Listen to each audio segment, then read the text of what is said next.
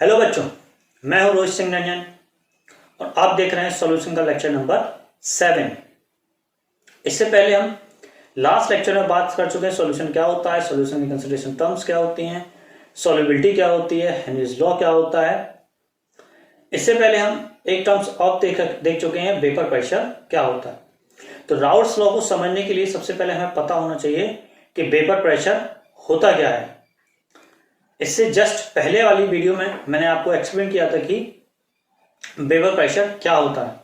अगर आपने वो वीडियो नहीं देखी है तो उस वीडियो को आके आप देख लीजिए, क्योंकि राउल्ट्स लॉ जो बेस्ड है वो किस पे है, वेपर प्रेशर के ऊपर। तो आप पहले वेपर प्रेशर समझ लीजिए लास्ट वीडियो को देख के, उसके बाद आज हम देखेंगे कि राउल्ट्स लॉ क्या है। राउल्ट्स लॉ क्या है?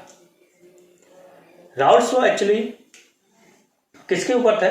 Raoult's law actually vapour pressure के ऊपर था। किसका वेपर प्रेशर?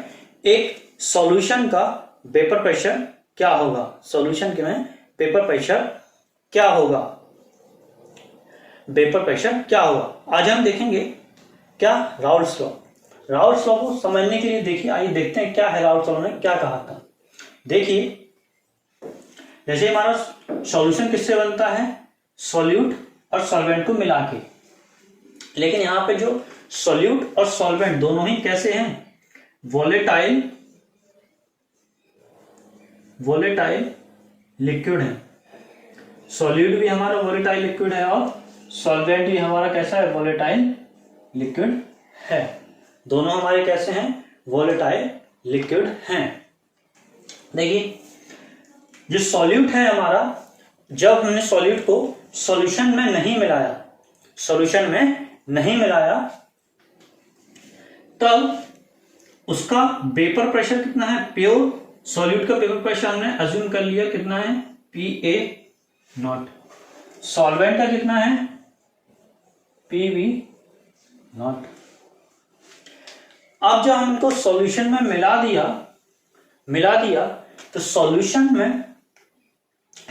का जो वेपर प्रेशर वो कितना होगा, PS। कितना होगा, PS। लेकिन यहां एक बात समझिए, जब ये प्योर फॉर्म में था उसका तो क्या है, PA0। जब सॉल्वेंट हमारा प्योर फॉर्म में उसका क्या है, P0। लेकिन जब हमने उनको मिक्स किया तो वेपर प्रेशर क्या होता है कि जो वेपर बनती है उसका जितना प्रेशर इक्विलिब्रियम पे लगता है उसी को वेपर प्रेशर बोलते हैं। तो जब इनके वेपर बनेंगे तो वेपर में कुछ मॉलिक्यूल्स सॉल्यूट के होंगे और कुछ मॉलिक्यूल्स सॉल्वेंट के होंगे। तो जो वेपर प्रेशर लग रहा होगा सॉल्यूशन में, वो दोनों के सम के बराबर होगा, दोनों का पार्शियल सम होगा। इसके कुछ मॉलिक्यूल है तो इसका कुछ पार्शियल हिस्सा लग रहा होगा, इसके कुछ मॉलिक्यूल है तो इसका कुछ पार्शियल हिस्सा लग रहा होगा। तो सॉल्यूशन का जो वेपर प्रेशर होगा वो कितना होगा, partial pressure of solute plus partial pressure of solvent, partial pressure of solvent. तो राउल्ट ने हमें क्या बताया था, राउल्ट ने बताया था कि जो पार्शियल प्रेशर लगेगा वो कितना होगा, पार्शियल प्रेशर जो लगेगा वो कितना होगा। आइए चलिए देखते हैं राउल्ट ने क्या कहा था। तो राउल्ट ने ये कहा था कि जो पार्शियल प्रेशर लगेगा वो डायरेक्टली प्रोपोर्शनल होगा, किसके, मोल फ्रैक्शन ऑफ कंपोनेंट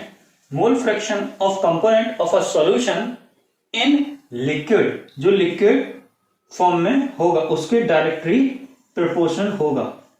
तो PA क्या है, partial pressure of solute, XA क्या है, मोल फ्रैक्शन ऑफ सॉल्यूट,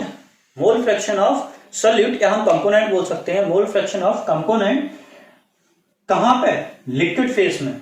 लिक्विड में, यहां नहीं, वेपर फेज में नहीं, कहां, लिक्विड में कितने मोल फ्रैक्शन उसके हैं, उसके डायरेक्टली प्रोपोर्शनल होगा। उसी तरीके से PV कितना होगा, directly proportional to XB, mole fraction of component 2 या सॉल्वेंट 2। क्लियर? तो राउल्ट ने एक्चुअली क्या बोला था, राउल्ट ने क्या बोला था राउड ने क्या स्टेटमेंट दिया था? राउड लॉ क्या स्टेट देता है?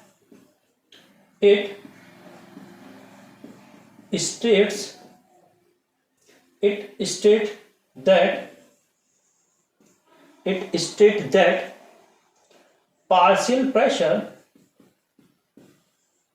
partial pressure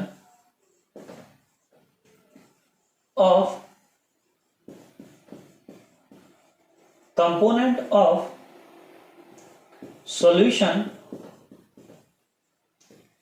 is proportional to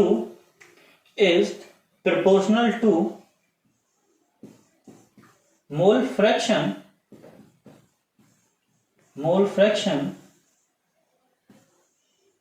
of that component in liquid या फिर सॉल्यूशन में,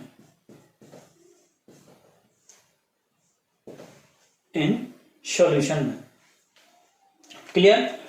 तो राउड लॉ ने क्या कहा कि पार्शियल प्रेशर जो होगा वो किसके डायरेक्टली प्रोपोर्शनल होगा? मोल फ्रैक्शन ऑफ कंपोनेंट के होगा। आइए चलिए देख लेते हैं अब आगे।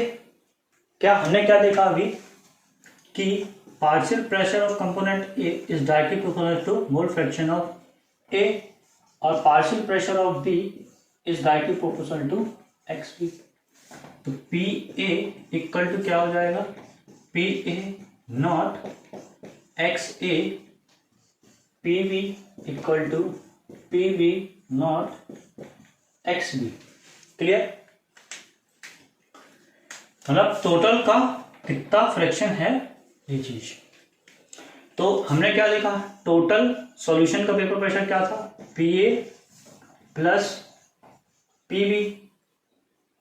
तो कितना हो जाएगा? टोटल प्रेशर कितना आ जाएगा? P A not X A plus P B not X B. Clear? अब जैसा कि हमें पता है कि मोल फ्रैक्शन सारे कंपोनेंट का सम कितना होता है? Sum of all component of mole fraction is equal to 1 means X A plus X B equal to 1। यहां से क्या लिख सकते हैं? X B equal to 1 minus X A. Put करेंगे क्या आ जाएगा? P A not X A plus P B naught 1 minus X A. क्या आ जाएगा यहां से? क्या आ जाएगा? यहां से क्या आ जाएगा? P A not X A plus P B not minus P B not X A. Clear?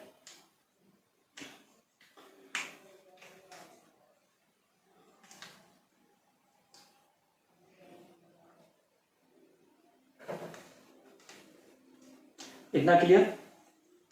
आगे देखिए, यहां से क्या आ जाएगा? यहां से हम क्या लिख सकते हैं? तो टोटल प्रेशर यहां से क्या लिख सकते हो? पी एस इक्वल टू क्या आ जाएगा? P B naught plus X A into में क्या आ जाएगा? P A not minus P B naught, P A not minus P B naught. तो similarly P S equal to क्या आ जाएगा? P A not plus X B P B not minus P A naught. चलिए देख लेते हैं आगे। क्या? जैसे हमारा टोटल वेपर प्रेशर सॉल्यूशन कितना है? P V naught X A, P S naught equal to X A. ये कुछ हमें लाइन कैसे दिख रही है? y equal to M X plus C की तरह, y equal to M X plus C की तरह, जहां c क्या है? पी बी नॉट या फिर पी ए नॉट, m क्या है? एक्स ए या एक्स बी, सी क्या है, दिस इज, क्यों, क्योंकि ये हमारी चीजें फिक्स हैं। P A not P B not हमारे लिए सॉल्यूशन के लिए या पर्टिकुलरली सॉल्यूट या सॉल्वेट या किसी कंपोनेंट के लिए या किसी भी वोलेटाइल लिक्विड के लिए फिक्स होती हैं। क्लियर? तो एक तरीके से हमें लाइन ये चीज दिख रही है। क्लियर? तो इसको अगर हम एक ग्राफ पर प्लॉट करना चाहें कि मोल फ्रैक्शन और पार्शियल प्रेशर के बीच में, मोल फ्रैक्शन और पार्शियल प्रेशर के बीच में अगर हम एक कर्व ड्रॉ करें तो कुछ इस तरीके से ड्रॉ होगा। कैसे? ये लाइन क्या है, P A plus P B not. अगर हम P A minus P B not को सी मान एक्स मान लें तो देखिए इसको कुछ ऐसे लिख सकते हैं, इसी वाली इक्वेशन कुछ इस तरीके से हो जाए। कैसे? P S equal to P A not plus ना क्या आ जाएगा, minus X B into P A not minus P B not. Clear? तो पहले हम इस इक्वेशन के लिए लिख देते हैं, क्या, एक्स ए के लिए, क्या, एक्स ए के लिए। फर्स्ट क्या है, हम जो मोल फ्रैक्शन डिनोट करेंगे वो एक्स एक्सिस पे और पार्शियल प्रेशर हम डिनोट करेंगे वाई एक्सिस पे। क्लियर? यहां क्या है, पार्शियल प्रेशर और यहां क्या है, मोल फ्रैक्शन। मोल, यहां क्या है हमारा, मोल फ्रैक्शन। चलिए देखते हैं इस इक्वेशन के लिए, किसके, इस इक्वेशन के लिए क्या है, जब हमारा एक्स ए इक्वल टू 0 हो, जब हमारा एक्स ए इक्वल टू 0 हो जाए, एक्स ए इक्वल टू 0 हो जाए तो सॉल्यूशन का पेपर प्रेशर कितना आ जाएगा, पी बी नॉट के बराबर। कहाँ आ जाएगा, पी बी नॉट के बराबर। जब x इक्वल टू 1 रखेंगे, जब x इक्वल टू 1 रखेंगे तो क्या आ जाएगा हमारा वेपर प्रेशर, क्या आ जाएगा हमारे लिए, पी ए प्लस क्या आ जाएगा, 1 रख के देखिए क्या आ जाएगा, पी ए नॉट के बराबर, पी ए नॉट के बराबर, पी ए नॉट के बराबर। किसके बराबर आ जाएगा हमारा, पी ए नॉट के बराबर। क्लियर? इसको कुछ हम इस तरीके से ड्रॉ कर सकते हैं। ये हमारा जो ये लीनियर लाइन है, एक स्ट्रेट लाइन की लाइन है, स्ट्रेट लाइन की लाइन है, स्ट्रेट लाइन में बना दी। नेक्स्ट हम देखते हैं किसके लिए, इसके लिए, इस इक्वेशन के लिए। क्लियर? हम देखते हैं इस इक्वेशन के लिए, तो इस इक्वेशन को प्लॉट करते हैं। कैसे? एक्स बी इक्वल टू 0 रखिए इसमें तो कितना आ जाएगा, P S equal to P A not के बराबर। एक्स बी इक्वल टू 1 रखिए, कितना आ जाएगा, 1 रखने पे कितना आ जाएगा, माइनस अंदर जाएगा, ये कैंसिल हो जाएगा, माइनस माइनस प्लस हो जाएगा, किसके बराबर आ जाएगा, पी बी नॉट के बराबर आ जाएगा। क्लियरली क्लियर हुआ ये चीज?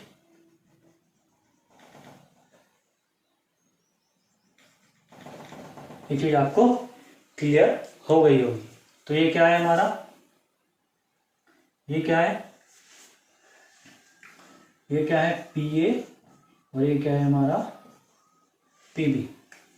दिस इज, ये किसका है, पी एस की इक्वेशन है, पी एस टोटल सॉल्यूशन के लिए वेपर, मतलब सॉल्यूशन का vapour pressure total P S की लाइन।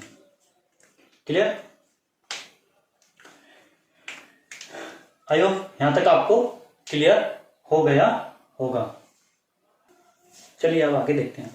अभी तक हमने इनके बीच में एक जस्ट ग्राफ, इसके पीछे एक ग्राफ देख लिया कि ग्राफ कैसा था।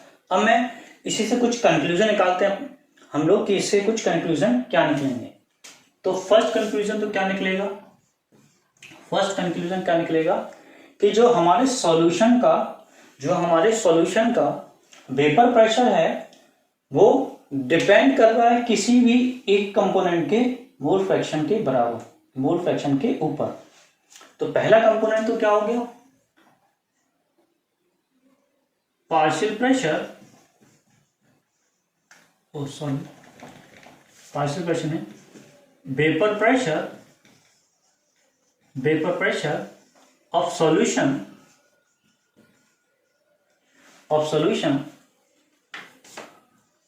is depend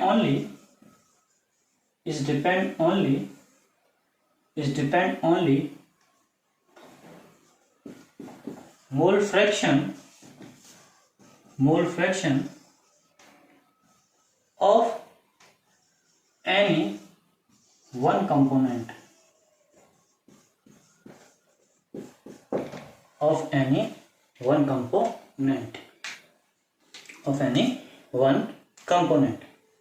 सेकेंड कंक्लूजन क्या निकाल सकते हैं, हमने ऐसे अभी जस्ट पीछे ग्राफ ड्रॉ किया, उसकी वेरिएशन कैसा है, लीनियर। तो क्या है vapour pressure of solution is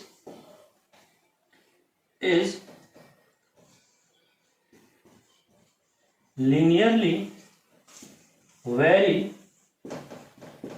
with mole fraction